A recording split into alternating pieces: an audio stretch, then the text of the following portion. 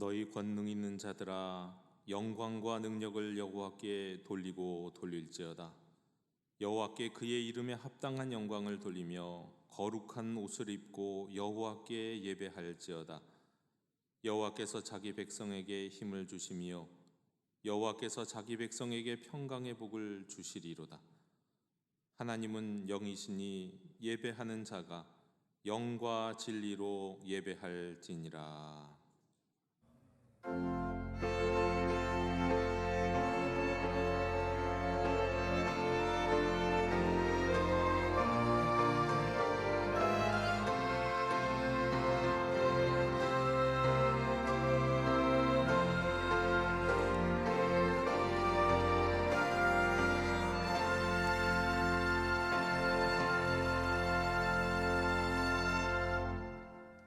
만복의 근원이 되시는 하나님, 광야의 백성들을 불기둥과 구름기둥으로 인도하여 주신 것과 같이 저희들을 이끌어 주시고 보호하여 주시니 감사드립니다. 험악한 세월을 살아가는 저희에게 광야길의 일림과 같은 주의를 허락해 주셔서 평안과 기쁨과 안식을 누리게 하시니 감사드립니다. 주님께서 부르셨기에 이곳에 올 수 있었으며 주님께서 허락하셨기에 이 거룩한 예배 자리에 설 수 있게 되었음을 고백하오니, 지금까지 저희를 인도하여 주신 주님, 오늘 예배하는 자녀들에게 다시 한번 크신 은총을 내려 주옵소서. 살아계신 하나님의 얼굴을 배우며 저희들의 심령이 새 힘을 얻게 해 주시옵소서. 예수님의 이름으로 기원하옵나이다. 아멘. 다 함께 자리에서 일어나셔서 오늘 이곳에 계신 성령님을 찬양하시겠습니다.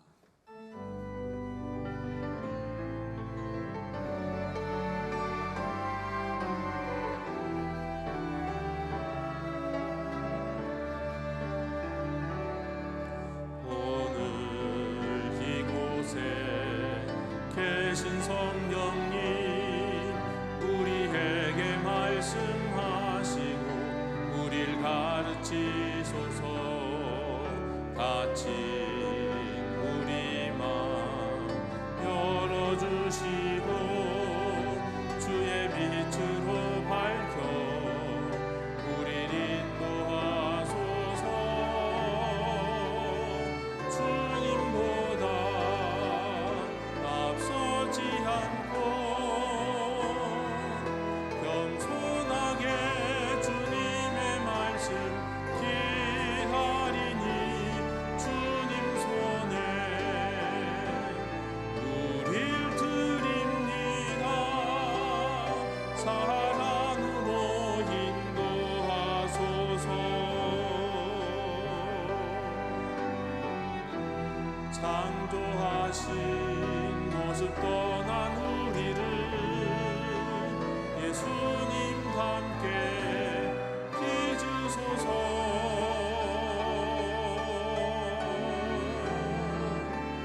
주님보다 앞서지 않고 겸손하게 주님의 말씀 기다리니 주님 손에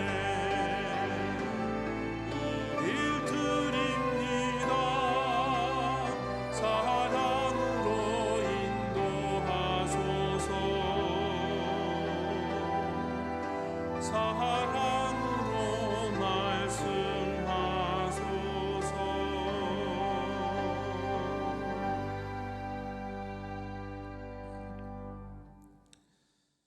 사랑과 은혜가 풍성하신 하나님 아버지, 지난 한 주간도 저희는 가정에서, 일터에서, 이웃과의 관계 속에서 하나님의 뜻을 생각지 않고 행하지 않고 죄악 중에 묻혀 살았습니다. 불쌍히 여겨 주시옵소서. 제사보다 순종을 원하시는 하나님의 뜻을 알고 있으면서도 저희는 형식적인 예배를 드리는 것으로 만족하며 주님의 말씀에 순종하려 힘쓰지도 아니하였습니다. 용서해 주시옵소서. 일상 속에서 성령님과 동행하며 거룩한 삶을 살지 못한 채 주일이 되면 습관적으로 성전 마당만 밟는 외식한 성도이기도 했습니다. 오 주님, 회개하오니 저희의 어두운 눈을 밝혀 주옵시고 왜곡되고 일그러진 신앙을 바로 잡아 주옵시며 바른 믿음을 회복시켜 주시옵소서. 주여 긍휼을 베풀어 주시옵소서.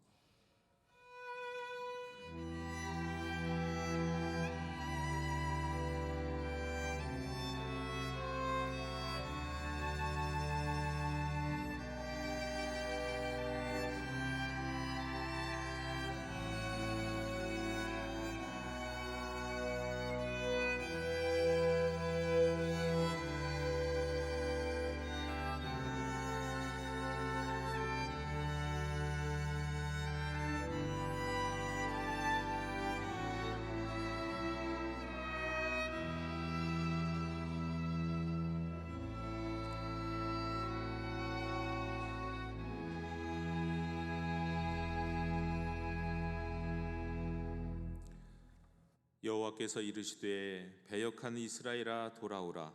나의 노한 얼굴을 너희에게로 향하지 아니하리라. 나는 긍휼이 있는 자라 노를 한없이 품지 아니하느니라. 여호와의 말씀이니라. 아멘. 나는 성등하신 아버지 하나님 천지의 창조주를 믿습니다. 나는 그의 유일하신 아들 우리 주 예수 그리스도를 믿습니다. 그는 성령으로 잉태되어 동정녀 마리아에게서 나시고 본디오 빌라도에게 고난을 받아 십자가에 못 박혀 죽으시고 장사된 지 사흘 만에 죽은 자 가운데서 다시 살아나셨으며 하늘에 오르시어 전능하신 아버지 하나님 우편에 앉아 계시다가 거기로부터 살아있는 자와 죽은 자를 심판하러 오십니다. 나는 성령을 믿으며 거룩한 공교회와 성도의 교제와 죄를 용서받는 것과 몸의 부활과 영생을 믿습니다. 아멘. 다 함께 자리에 앉으셔서 성시교독 71번 교독하시겠습니다. 오라 너희 모든 목마른 자들아 물로 나아오라. 돈 없는 자도 오라.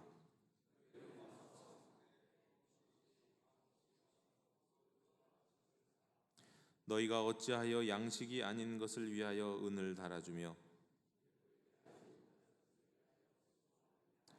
내게 듣고 들을지어다. 그리하면 너희가 좋은 것을 먹을 것이며 너희는 귀를 기울이고 내게로 나와 들으라.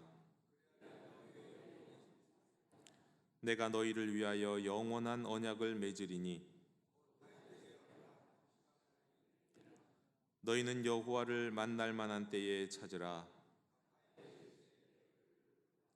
악인은 그의 길을, 불의한 자는 그의 생각을 버리고 여호와께로 돌아오라. 우리 하나님께로 돌아오라. 그가 너그럽게 용서하시리라. 아멘.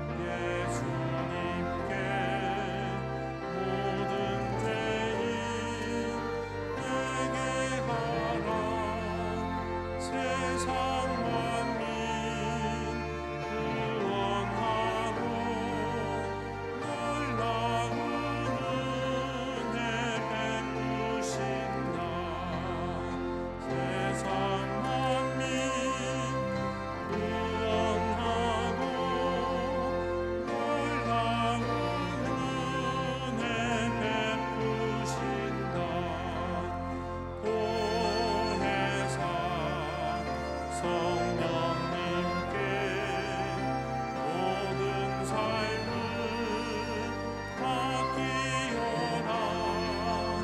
말씀으로 도우시고 죄악을 이길 힘 주신다.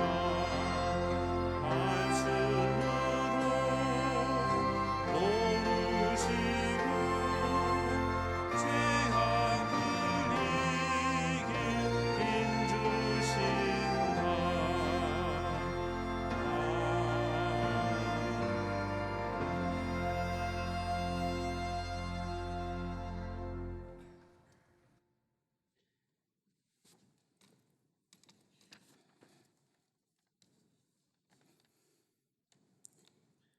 사랑이 많으신 하나님 아버지, 감사합니다.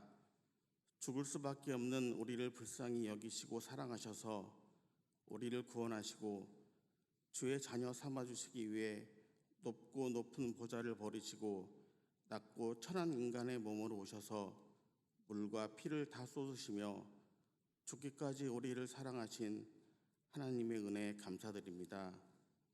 이미 창세전에 우리를 택하시어 한 사람 한 사람 지명하여 불러주시고 우리를 통해 주의 영광을 나타내며 하나님의 역사를 이루시려 주님의 자녀 삼아 주심에 더욱 감사드립니다. 날마다 주님의 마음을 아프게 하며 하루하루도 몇 번씩이나 주님을 십자가에 못 박았을 죄악 중에 있는 우리들이지만 하나님 사랑하는 우리의 마음을 주께서 아시오매 그 마음이 믿음의 결단력 있는 행동으로 나타나게 우리를 도우시고 날마다 주님과 교제하는 가운데 영적으로 성화되게 하여 주옵소서. 오늘 또 주님 주신 각자의 삶의 터전에서 열심히 생활하다가 주님의 말씀을 사모하여 모인 주의 백성을 기억하여 주옵소서. 이른 아침 주의 전에 모여 예배드릴 때 하나님 주시는 은혜가 폭포수같이 넘쳐 흐르게 하시고 세상에 줄 수 없는 참 기쁨과 평안함을 함께 누리게 하여 주옵소서. 말씀을 들고 단위에 서신 박경원 목사님을 기억하셔서 영육간에 강건하게 하시고 양떼들을 푸른 초장으로 쉴만한 물가로 인도하기에 부족함 없는 선한 목자가 되게 하여 주옵소서. 세상의 많은 교회 가운데 특별히 영도교회를 세우시고 지금까지 한결같은 은혜로 함께 하심을 감사드립니다. 사랑하는 주의 자녀들이 한마음이 되어 교회를 위해 기도하며 목사님과 여러 교역자들을 기도로 도와 영도교회가 사람들이 말하는 이 마지막 때에 하나님께 칭찬 듣는 교회가 되게 하시고 믿지 아니하는 자들을 구원하는 방주가 되게 하시며 어두운 곳에서 빛이 되고 썩어져가는 곳에 소금이 되는 하나님 보시기에 기뻐하시는 참된 교회가 되게 하여 주옵소서. 이번 주에는 우리 자녀들이 그동안 열심히 준비한 수능 시험이 있습니다. 하나님을 경외하는 것이 지식의 근본이라 말씀하신 그 말씀을 기억하고 선하고 좋은 길로 인도하실 하나님을 신뢰하며 기도함으로 좋은 열매 맺게 하여 주옵소서. 오늘 또 주님을 사랑하는 자들이 함께 모여 주님 주실 은혜를 사모합니다. 우리에게 주고자 예비하신 은혜를 마음껏 쏟아 부어 주시고 그 말씀을 잘 받아 우리의 마음이 옥토되어 뿌리 내리게 하시고 주의 선한 열매 맺게 하여 주옵소서. 우리 삶 가운데 제1 우선순위가 하나님이 되게 하시고 그 어떤 것도 예배의 감격과 기쁨을 대신하지 못하게 하옵소서. 오늘 또 우리와 함께 하실 하나님, 우리가 신령과 진정으로 이 예배를 드리오니 기뻐 받아주실 줄 믿고 감사하며 예수님 이름으로 기도합니다. 아멘.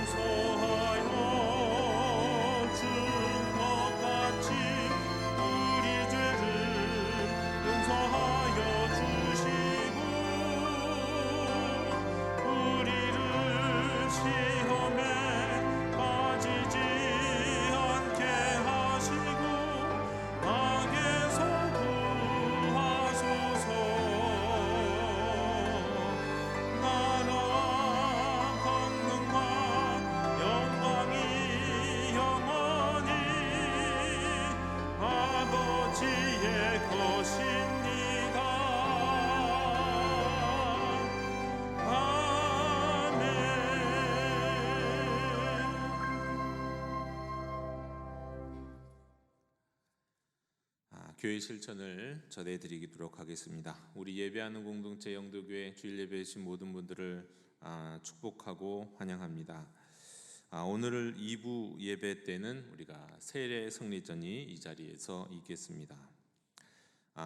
다음 주일은 우리가 추수감사주일로 지키면서 한 해 동안 우리가 하나님께 감사했던 감사의 제목들을 모아서 우리 정성껏 예물을 드립니다.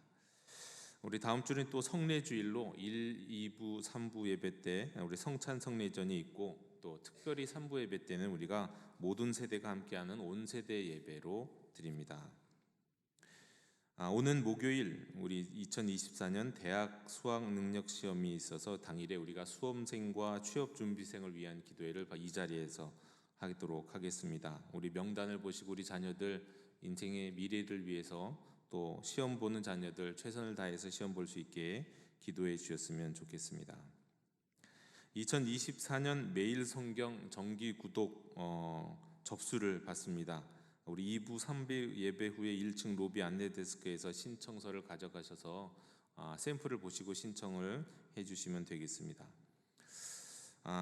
이 시간 우리 교사 모집을 위한 우리 영상 잠시 시청하도록 하겠습니다.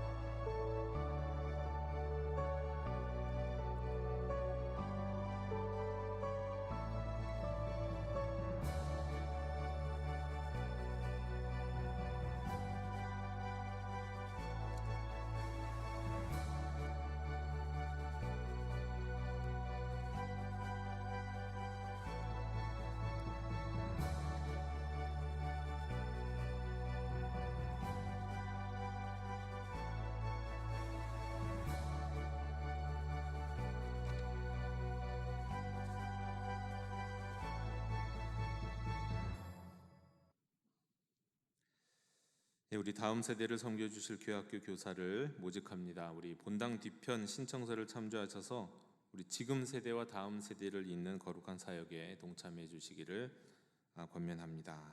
우리 조강민 목사님께 또 구체적으로 문의하시면 되겠습니다. 추수감사절 강단 장식을 위한 헌물을 받습니다. 오늘부터 우리 오는 주 토요일 12시까지 헌물을 받으면 그 헌물로 다음 주 우리 추수감사주일 우리 강단을 장식하고, 또 오후에는 우리 또 이웃들에게 나누는 시간을 갖도록 하겠습니다. 추수감사절 찬양 콘서트가 다음 주일 오후 2시에 우리 함께 드림 예배와처럼 이렇게 함께 이 자리에서 함께 나누도록 합니다. 우리 예수 나의 모든 것이라는 주제로 우리 영도 메스콰이어 우리 다른 찬양팀들이 우리 함께 모여서 찬양을 하나님께 올려드리고, 또 우리 특별히 우리 포지저스 우리 청년과 또 우리 청소년으로 이루어진 특별히 그 댄스 팀인데요. 댄스 팀이 함께 또 특별 출연을 하도록 하겠습니다. 아까 말씀드렸지만 우리 좋은 이웃 프로젝트를 또 다음 주에 우리 진행하도록 하겠습니다. 교우동정입니다. 우리 축하드립니다. 우리 베드로교구 19세례 김우혜 집사님의 장녀 김예은 양이 11월 19일 오후에 결혼합니다. 많은 축복의 발걸음과 또 축복의 기도를 여러분께 부탁드립니다. 이상으로 우리 교회 실천 소식을 모두 전해드렸습니다. 이제 다 함께 자리에서 일어나셔서 앞뒤 좌우에 계신 분들과 함께 평화 인사를 함께 나누시겠습니다. 주님의 평화를 빕니다. 주님의 평화를 빕니다.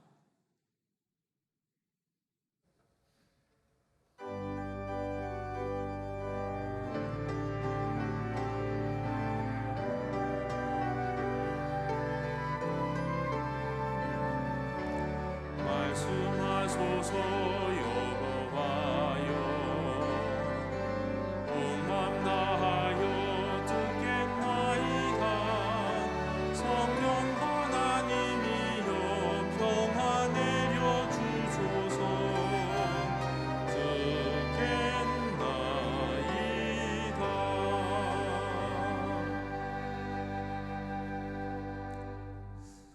오늘 우리에게 주시는 하나님의 말씀은 조금 변경합니다. 요한복음 14장 1절부터 6절까지, 그리고 16절부터 20절까지, 그리고 25절, 26절입니다. 제가 봉독합니다. 하나님의 말씀을 경청하십시오. 너희는 마음에 근심하지 말라. 하나님을 믿으니 또 나를 믿으라. 내 아버지 집에 거할 곳이 많도다. 그렇지 않으면 너희에게 일렀으리라. 내가 너희를 위하여 거처를 예비하러 가노니 가서 너희를 위하여 거처를 예비하면 내가 다시 와서 너희를 내게로 영접하여 나 있는 곳에 너희도 있게 하리라. 내가 어디로 가는지 그 길을 너희가 아느니라. 도마가 이르되 주여, 주께서 어디로 가시는지 우리가 알지 못하거늘 그 길을 어찌 알겠사옵나이까. 예수께서 이르시되 내가 곧 길이요 진리요 생명이니 나로 말미암지 않고는 아버지께로 올 자가 없느니라. 내가 아버지께 구하겠으니 그가 또 다른 보혜사를 너희에게 주사 영원토록 너희와 함께 있게 하리니 그는 진리의 영이라. 세상은 능히 그를 받지 못하나니 이는 그를 보지도 못하고 알지도 못함이라. 그러나 너희는 그를 아나니 그는 너희와 함께 거하심이요 또 너희 속에 계시겠음이라. 내가 너희를 고아와 같이 버려두지 아니하고 너희에게로 오리라. 조금 있으면 세상은 다시 나를 보지 못할 것이로되 너희는 나를 보리니 이는 내가 살아있고 너희도 살아있겠음이라. 그날에는 내가 아버지 안에 너희가 내 안에 내가 너희 안에 있는 것을 너희가 알리라. 내가 아직 너희와 함께 있어서 이 말을 너희에게 하였거니와 보혜사 곧 아버지께서 내 이름으로 보내실 성령 그가 너희에게 모든 것을 가르치고 내가 너희에게 말한 모든 것을 생각나게 하리라. 아멘. 자리에 앉으시겠습니다.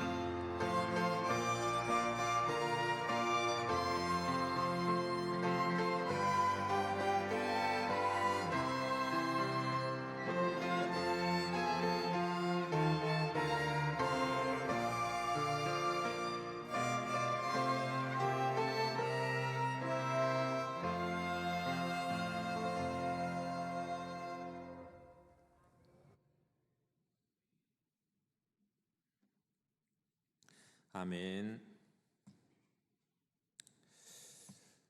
요한복음 14장은 길이요 진리요 생명이신 예수님을 소개하는 장으로 많이 알려져 있지만 또한 보혜사 성령님을 소개하는 장으로 아주 유명합니다. 교회력에 따르면 대림절이 교회력의 시작입니다. 올해는 12월 3일이 이 대림절 교회력의 시작인데요.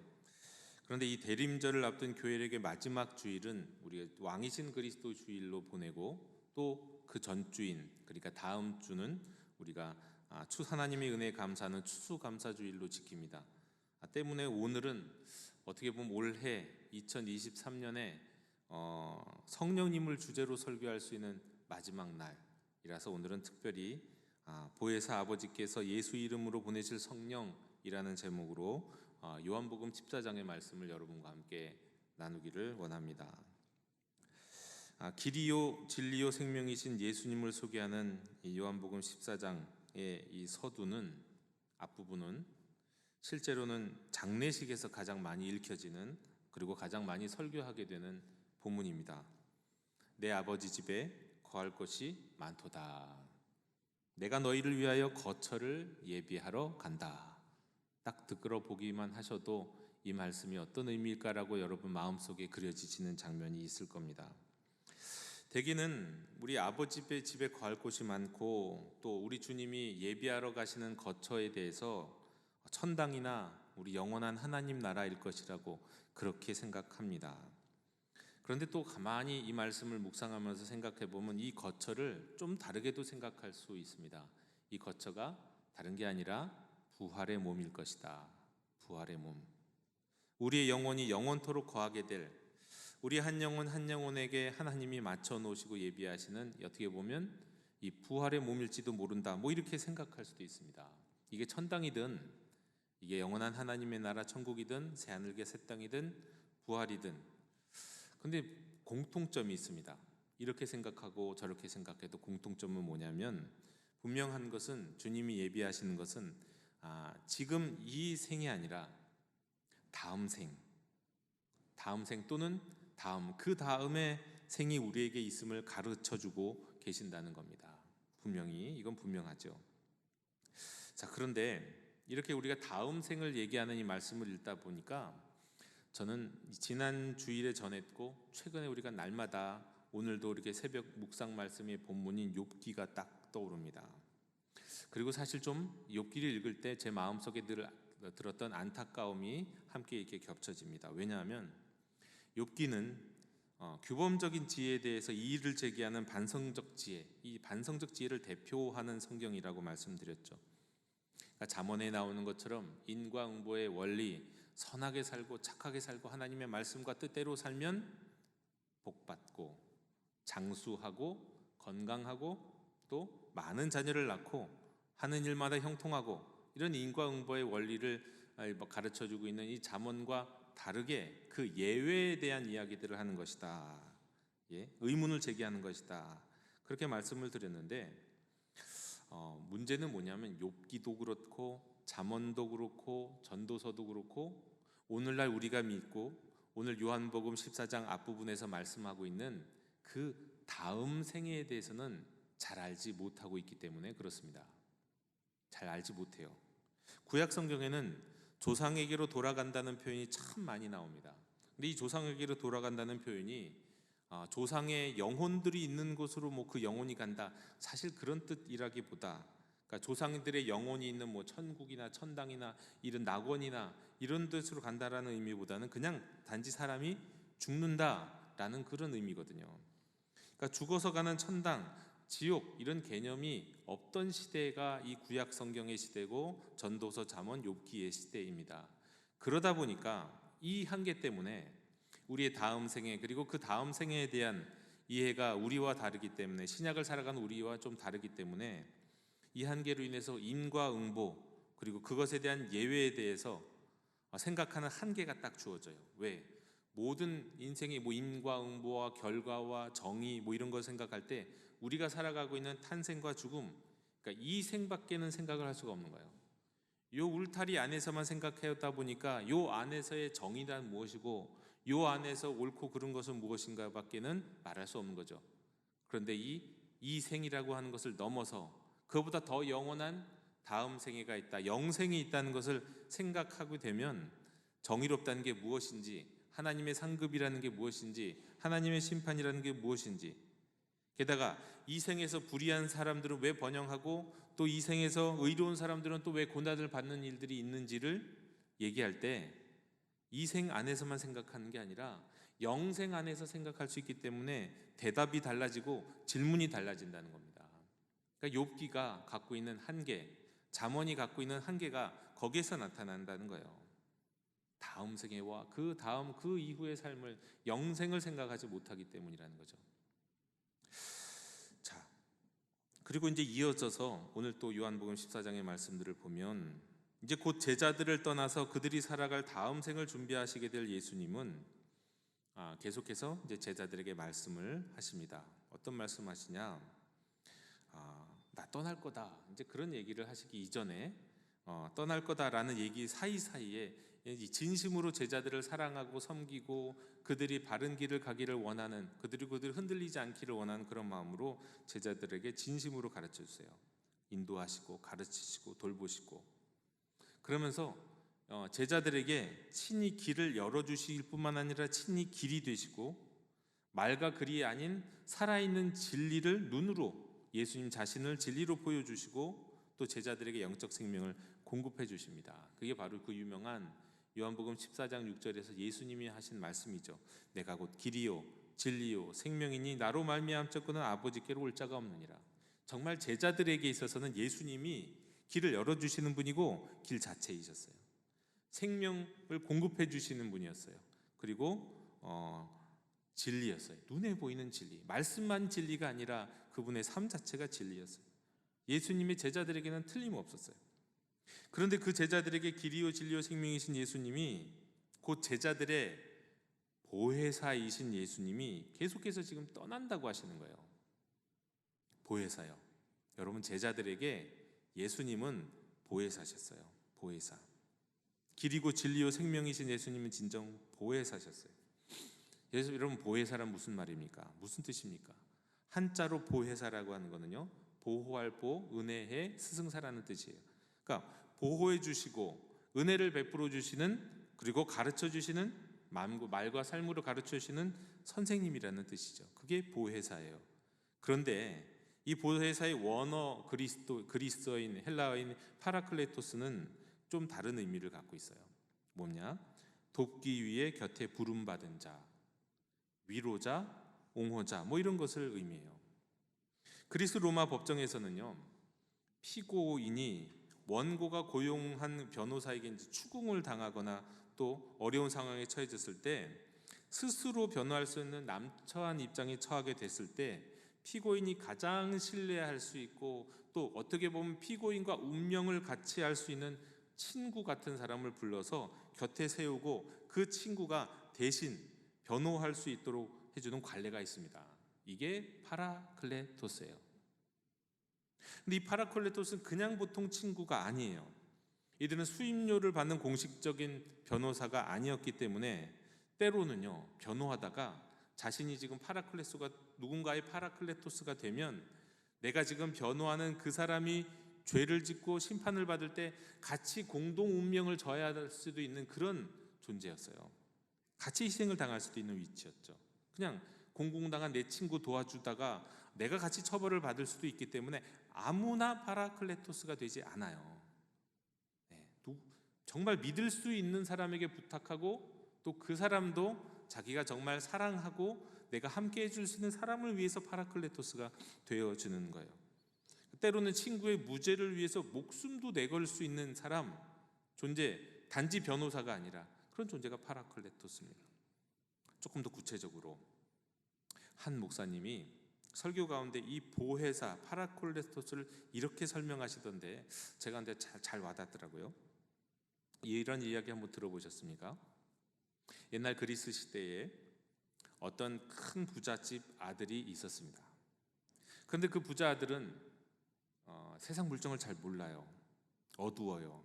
또 아주 머리가 좋거나 지혜롭지도 못해요. 그래서 그 아버지의 그 많은 재산을 경영할 만한 사실 능력은 없었어요.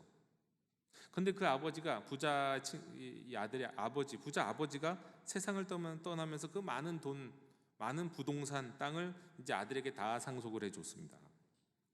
그런데 그러던 부자 아들이 어느 날 한 친구를 사귀어요. 이 친구는 굉장히 머리가 좋습니다. 웅변도 잘하는 친구였어요. 그런데 아무것도 가진 것은 없는 친구였어요. 가난한 친구였어요. 그런데 그 친구가 부잣집 아들에게 와갖고 어느 날 이렇게 말합니다. 야, 이렇게 많은 재산, 부동산 네가 다 갖고 있는데 너 이거 제대로 관리할 수 없잖아. 나에게 그냥 맡겨라. 응? 그러면 내가 너에게 돈 필요할 때 돈 내주고 재산도 늘려주고 할 테니까 그냥 나한테 알아서 맡겨. 나 믿고 맡기면 돼. 너는 그냥 편하게 누리면서 쓰면서 살기만 하면 되는 거야 하면서 달콤한 유혹을 했어요.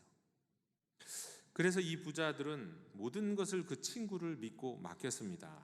그 친구가 정말 똑똑하다는 걸 알고 있었기 때문이죠. 그런데 얼마 후에 그 친구가 본색을 드러내는 거예요. 어느 날 갑자기 그 친구가 자기 가족들을 다 데리고 집으로 들어와 갖고는 그 부잣집 아들에게 이거 합법적으로 나에게 모든 것을 다 넘겨준 거 아니야? 이 집도 내 집이고 이 땅도 이제는 내 땅이야. 다 나의 거야 라고 하는 거예요. 그러면서 결국 그 부잣집 아들을 쫓아냈습니다. 이 부잣집 아들은 거짓 신세가 돼버렸어요. 그래서 너무너무 억울해갖고 법정에다 고소했습니다. 이 재판을 구경하라고 많은 사람이 모였어요. 재판관이 부자 아들이었던, 이제 부자 아들이 원고가 되는 거죠. 부자 아이들이었던 원고에게 말합니다. 자, 당신이 이 집과 이 땅과 이 모든 것이 다 당신 것이었는데 사기를 당했다고 하니 여기에 대해서 변론 좀 해보시오. 증명해 보시오. 그런데 이 사람은 머리가 별로 좋지 못해요.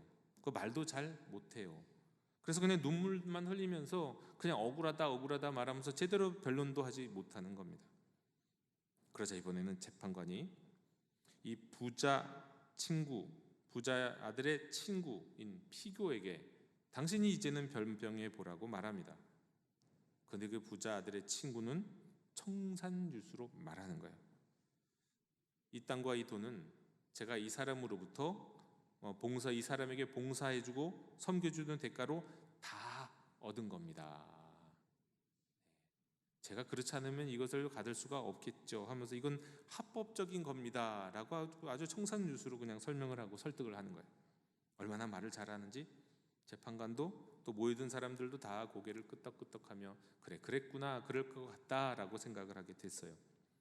자, 이제 재판 이 결과가 이제 나오고 재판의 이제 마지막 판정이 나오면 이제 원고였던 부잣집 아들은 재산을 다 잃을 상황이 됩니다. 뿐만 아니에요.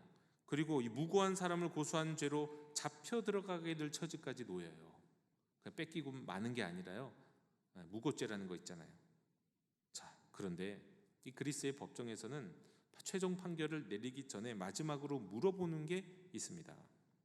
원고, 당신에게 보혜사가 있습니까? 보혜사가 있습니까? 보혜사를 통해서 마지막 변론을 해보라면서 그 보혜사를 통한 기회를 주는 거예요. 원고가 스스로 변호사가 없었고 또 스스로 말하는데 한계가 있으니까 당신이 믿고 맡길 수 있는, 그리고 또 당신과 운명을 함께 할 수 있는 보혜사가 있냐 이거예요. 자, 그때 그 동네에서 아주 명망이 높고 오래 살았고 존경을 받는 훌륭한 원로 한 분이 딱 자리에서 일어나죠.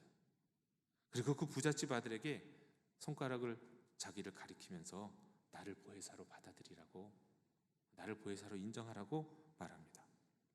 왜냐하면 원고가 보혜사로 인정을 해야만 보혜사가 될 수 있는 거예요. 아무나 일어나서 보혜사가 될 수는 없겠죠. 저 사람을 나의 보혜사로 인정합니다 라고 말하면 그 보혜사가 된 파라클레스토스가 된 그를 위해서 이제 드디어 변론을 할 수 있고 법적인 도움을 줄 수가 있는데 인정을 해야 돼요. 인정한다고 말을 해야 돼요. 그래서 계속해서 그 원로는 날 인정해 라는 눈빛과 목소리로 계속해서 호소해요. 이에 부잣집 아들은 일단 부잣집 아들의 이 재산을 다 빼앗았던 이 나쁜 친구가 심하게 견제를 합니다. 너 그거 인정하면 나 가만 안 둔다. 보혜사만 세워봐라. 가만두지 않고 둘 다 더 큰 벌 받게 할 거야. 협박을 해요. 하지만 그 두려움 가운데서도 이 부잣집 아들은 드디어 용기를 내어서 말합니다. 재판관님, 저 어른을 내 보혜사로 인정합니다. 그러자 이제 그 어른은 법적으로 이제 보혜사로 인정이 딱 되었어요. 그래서 공식적으로 앞에 나와서 재판장에서 이제 부잣집 아들을 위해서 변호할 수 있는 권리가 생겼고 능력이 있었어요. 변호를 합니다. 재판관님, 내가 오랫동안 이 동네에서 살아서 이 부잣집 아들 그리고 그 친구라는 젊은이 둘 다 잘 알고 그 부잣집 아들의 아버지에 대해서도 너무 잘 압니다. 어려서부터 자라온 모습들을 늘 지켜봐왔습니다. 여러분, 재판장님, 이거는 이 부잣집 아들의 친구가 꾸민 사기극입니다 하면서 논리정연하게 그 사실을 입증해요. 그리고 이분은 이 보혜사, 이 원로는 명예가 있고 존경받는 사람이었기 때문에 그의 말을 아무도 함부로 무시할 수 없는데, 게다가 논리정연하게 거기 있는 모든 사람들이 다 설득이 됐어요. 결국 이 보혜사로 인해서 재판장에서 모든 진실이 밝혀집니다. 사람들은 부자 아들의 친구를 향해서 저런 나쁜 놈 있나 라고 분노합니다. 그리고 드디어 재판관이 판결을 내려요. 부동산과 재산을 모두 다 원고 저 부자 아들에게 돌려줘라. 그리고 이 사기꾼은 체포해서 감옥에 넣어라. 여러분, 이처럼 보혜사는요, 모든 것이 부족하고 물정에 어려웠던 부자 아들의 편이 되어 주어서 그의 억울함을 풀어주고 이제 그를 구원하는 역할을 했습니다. 파라클레토스 보혜사가 바로 그런 존재예요. 여러분, 그렇습니다. 일단 예수님은 이 땅에 계실 때 제자들의 보혜사였어요. 제자들의 만약에 어떤 제자들 중에 한 사람이 뭔가 어떤 실수를 해, 오늘날로 따지면 뭐 교통사고가 날 수도 있는 거고, 뭔가 실수해서 재판정에 가게 된다면 다른 누구가 그 제자들의 보혜사가 되는 게 아니라 예수님이 보혜사가 되셔서 재판을 받아주실 그럴 만한 보혜사이셨어요. 제자들의 편이 되어서 그들을 변호해 주시고 그들을 보호해 주시고 그들을 위로해 주시고 그들에게 진리를 가르쳐 주신 보혜사였습니다. 자, 그런데 그 제자들에게는 보혜사였던 예수님이 오늘날 제자들이 알지 못하는 곳으로 가신다고 하고 뭐를 준비하러 가신다고 하고 이 제자들은 어안이 벙벙했을 겁니다. 그때 예수님이 제자들을 위로하면서 또 이런 말씀을 하셨어요. 그게 바로 16절의 말씀. 내가 아버지께 구하겠으니 그가 또 다른 보혜사를 너희에게 주사 영원토록 너희와 함께 있게 하리니. 또 다른 보혜사를 주신다고 했어요. 또 다른 보혜사. 여러분, 그리스어에서 또 다른이라고 하는 이 표현에 해당되는 단어는 알로스라고 하는 단어인데요. 알로스와 헤테로스라고 하는 두 단어가 있어요. 다르다라는 뜻이, 다른 무엇 할 때. 근데 이 후자 헤테로스는 다르다 할 때 그냥 다른 게 아니라 질도 다르고 종류도 완전히 다른 종류를 말하는 거예요. 그런데 알로스라고 하는 것은 질이나 종류나 거의 같은 것을 같은 동등한 레벨에 있는 다른 것을 말하는 거예요. 그런데 또 다른 보혜사 할 때 이 다른은요, 알로스예요. 질적으로나 종류에 있어도 같은 레벨을 말하는 거예요. 말하자면 헤테로스는 사람과 동물처럼 완전히 차이가 나는 다른, 사람과 동물은 완전히 다르잖아요. 예. 그런데 이 알로스는 사람과 사람, 같은 비슷한 사람끼리 다를 때 하는 얘기예요. 그 다름이에요. 그러니까 다시 말해서 예수님이 하나님께 기도함으로 하나님 아버지께서 보내주실 또 다른 보혜사는 예수님과 동등한 분이시라는 거예요. 그게 보혜사예요. 몸으로 계시는 예수님이 이 땅에서 떠나시면 보혜사, 곧 아버지께서 예수 이름으로 보내실 성령님이 오시는데 그 성령님을 보혜사라고 인정하고 받아들인 이들의 인생에 오신다는 거예요. 그냥 무작정 오시는 거 아니에요. 예수님의 이름으로 기도하고 기다리는 이에게 예수님과 또 다른 보혜사 성령님이 오신다. 그리고 그 성령님이 오시는 이유는 그들을 고아와 같이 버려두지 않으시고 보호하시고 함께 하시려고 찾아오신다는 거예요. 그 성령님을 인정하고 환영하는 이들의 속에 영원히 그 보혜사는 함께 하시고 그의 속에서 예수님이 가르쳤던 것을 생각나게 하시고 또 영으로 부활하신 주님을 또 만나고 보게 하세요. 그게 바로 보혜사 성령님이라는 거예요. 또 다른 보혜사 성령님 말이죠.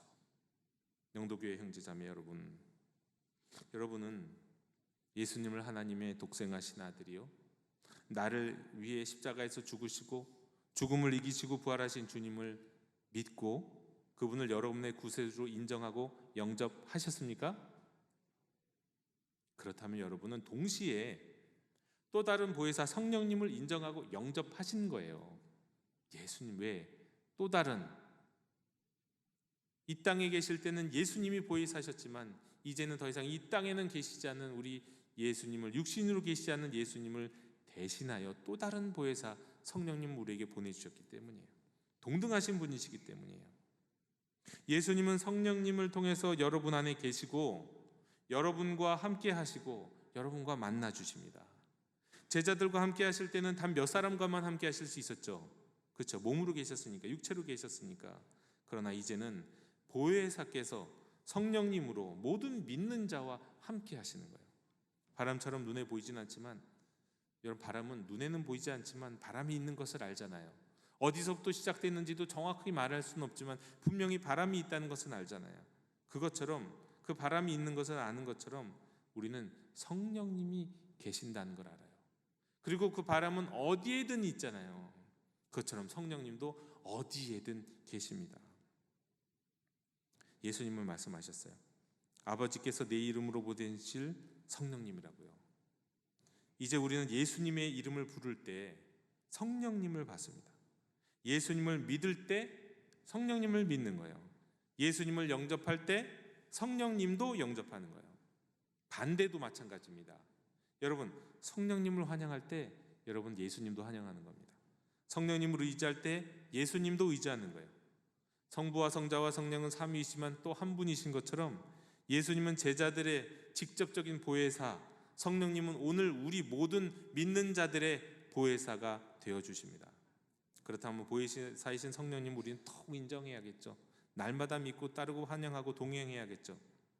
성자와 성령이 삼위일체 이위와 삼위이시기 때문에 우리가 성자를 인정했다면 그것은 본래 성령님을 인정한 것과 동일한 겁니다. 그런데 문제가 있어요. 이 부분에서 저와 여러분에게 삶에서 실제적인 신앙에서 나타나는 문제는 뭐냐면 우리 그리스도인들에게 미묘한 인지 부조화가 있다는 거예요. 뭐냐? 예수님을 인정하고 믿고 환영하고 사모하면서 성령님에 대해서는 그러면 안 되는 줄 알아요. 좀 다른 분인 것처럼 생각해요. 그냥 무조건 동일하다고만 얘기할 수는 없죠. 삼위일체 하나님의 다른 미니까. 하지만 또 같은 분이세요. 그래서 예수님을 인정하고 믿고 환영하면서 예수님은 찬양하고 예수님께 감사하고 예수님을 노래하고 예수님을 사모하면서 성령님은 그러면 안 되는 것 같다는 생각을 우리에게 알게 모르게 해요. 그래서 성령님은 찬양하면 안 되나? 성령님 찬양하세요 그러면 조금 어색해 하잖아요. 성령님께 감사하면 그것도 좀 뭔가 어색하잖아요. 인지 부조화가 우리 가운데 있는 거예요. 때문에 우리는요, 의도적으로 우리가 예수님께 하는, 예수님의 이름으로 하는 모든 것들을 성령님의 이름으로 성령님께 행할 필요가 있어요. 예를 들어서 예수님을 인정하듯 성령님 인정합니다 말할 수 있어야죠. 예수님을 환영하고 영접하듯 내가 성령님을 환영하고 성령님을 영접합니다. 예수님과 친구가 되듯 성령님과 친구가 되어야 하는 거예요. 때로는 이렇게도 행할 수 있습니다. 미국의 유명한 성령 사역자였던 베니인이 쓴 아주 유명한 베스트셀러 중에 하나가 안녕하세요 성령님이라는 제목의 책입니다. 안녕하세요 성령님. 이 베니인은 언제부턴가 아침에 일어나서 눈을 뜰 때마다 성령님께 안녕하세요 성령님하고 성령님께 인사합니다. 여러분, 안녕하세요 하나님, 안녕하세요 예수님 그러는 건 조금 이해가 되고 괜찮을 것 같은데 안녕하세요 성령님 하면 뭔가 어색하잖아요. 이게 인지 부조화가 일어나는 거예요. 근데 성령님께 인사하고 성령님께 기도하고 성령님께 의지하고 성령님께 도움을 구할 수 있어야 돼요. 그래서 어색해서는 안 되는 거예요. 그래서 이 어색함을 사실 때로는 일부러 깨트리고 우리의 인지 부조화를 해결하기 위해서 의도적으로, 때로는 구체적으로 예수님의 이름을 넣었던 자리에 성령님의 이름을 넣으면서 기도하고 찬양해야 합니다. 그렇게 될 때 그렇다, 예수님이 또 다른 보혜사, 예수님 말고 또 다른 보혜사를 우리에게 보내주신다고 하셨는데, 예수님과 동등한 분을 우리에게 보내주신다고 하셨는데, 우리가 그분과 예수님과 동행하듯 그분과 동행할 수 있게 되는 거고, 예수님이 친밀하게 여겨지듯 우리가 성령님과, 보혜사이신 성령님과 친밀하게 여겨지기 때문에 그렇습니다. 자, 이 시간 오늘 말씀의 마지막은 우리가 찬양으로 나아갔으면 좋겠습니다. 찬양하기 원합니다. 여러분도 많이 아시는 찬양입니다. 이 시간 눈을 감고 가슴에 손을 올리고 우리가 마음을 열고 예수님의 이름으로 우리에게 오신 성령님을 영접할 수 있었으면 좋겠습니다. 예수님을 인정하고 영접하듯이요, 보혜사이신 성령님은 우리가 인정하고 우리가 영접할 때 우리의 보혜사가 되어주시는 거예요.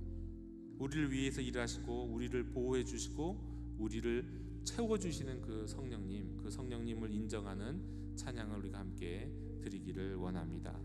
눈을 감고 찬양하셔도 돼요. 가사를 아시는 분들은 눈을 감고 정말 이 찬양 가사 그대로 우리 성령님을 인정하고 환영하고 영접할 수 있는 저와 여러분 되기면 좋겠습니다. 찬양하겠습니다.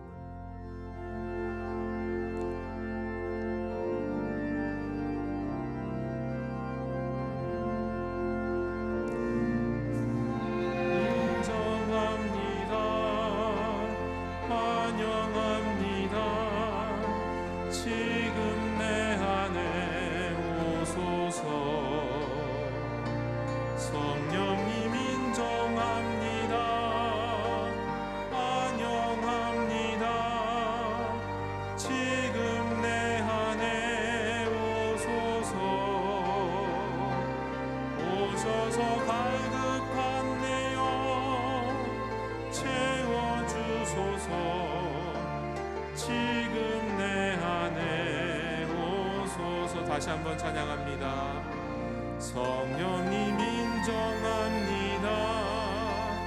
환영합니다. 지금 내 안에, 우리 가슴에 손을 얹고 주님을, 성령님을 환영하기를 원합니다. 성령님 인정합니다. 환영합니다. 지금 내 안에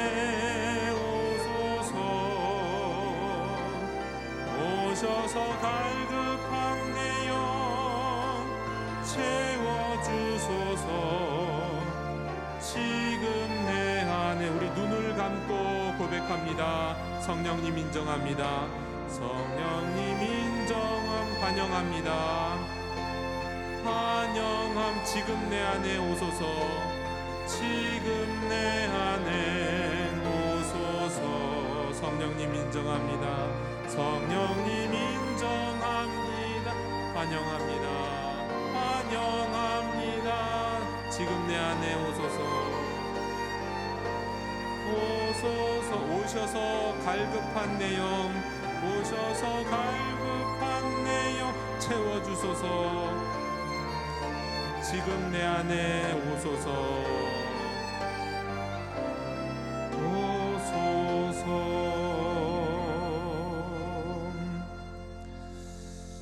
기도합니다. 아버지께서 예수님 이름으로 모든 믿는 자에게 부어주시고 보내주신 보혜사 성령님 인정하고 환영합니다. 제 안에 오셔서 영원토록 함께 하시고 성령의 충만함 가운데, 성령의 능력 가운데 살아가게 해 주옵소서. 예수님 이름으로 기도하옵나이다. 아멘. 다 함께 응답의 찬송 188장 부르시며 봉헌하시겠습니다.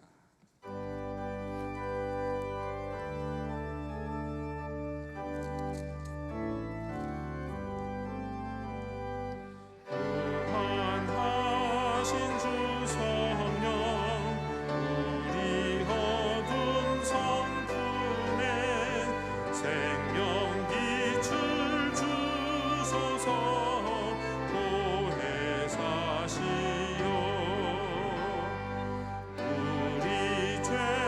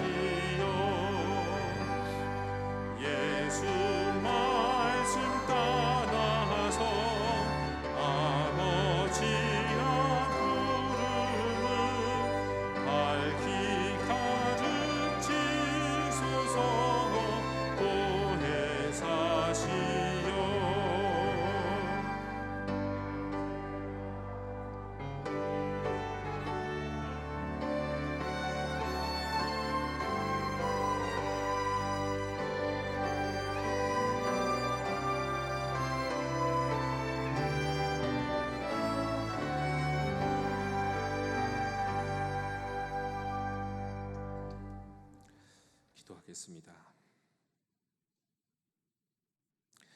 죄인된 저희를 위하여 아낌없이 자신을 주신 주님, 제자들과 함께 하시며 보혜사가 되어 주셨고 오늘 우리에게는 또 다른 보혜사 성령님을 보내주셔서 이 험악한 세상 살게 하시니 외롭지 않고 고아와 같이 살지 않고 주님과 동행하게 하시니 감사드립니다.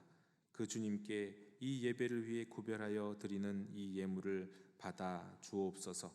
저희의 정성을 담아 드리는 이 예물을 통하여 하나님 영광 받아 주시고 주께서 기뻐하시는 곳에 사용해 주옵소서. 감사와 찬양과 예물을 드리오며 예수님 이름으로 봉헌기도 드리옵나이다. 아멘.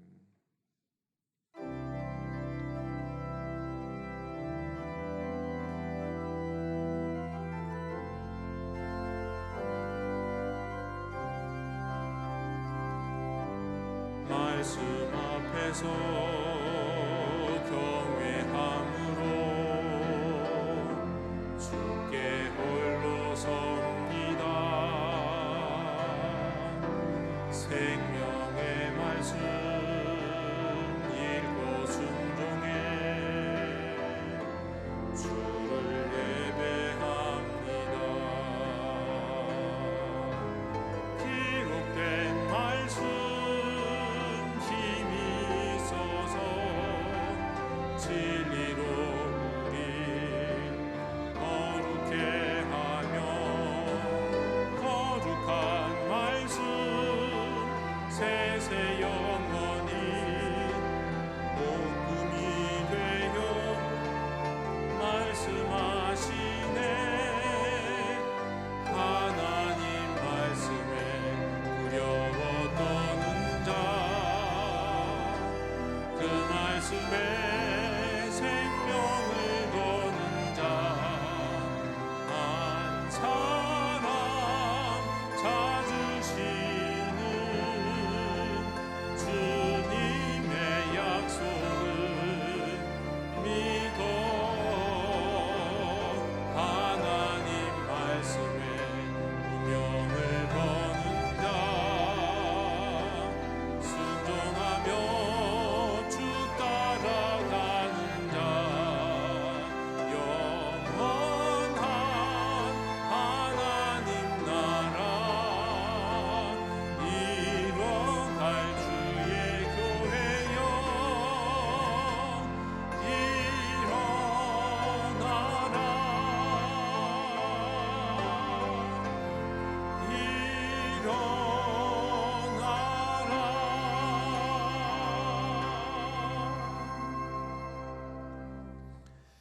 지금은 제자들의 보혜사셨던 우리 주 예수 그리스도의 은혜와 예수 이름으로 우리에게 보혜사 성령님을 보내주시는 하나님 아버지의 크신 사랑과 오늘 우리가 인정하고 영접할 때 우리의 보혜사가 되셔서 우리를 지키시고 인도하시고 충만하게 하시는 보혜사 성령님의 교통하심이 예배하는 모든 이들의 머리 위에 고난 가운데 있어도 보혜사 성령님을 인정하고 환영하는 모든 주의 자녀들 인생 위에 지금부터 영원토록 함께 계시기를 축원하옵나이다.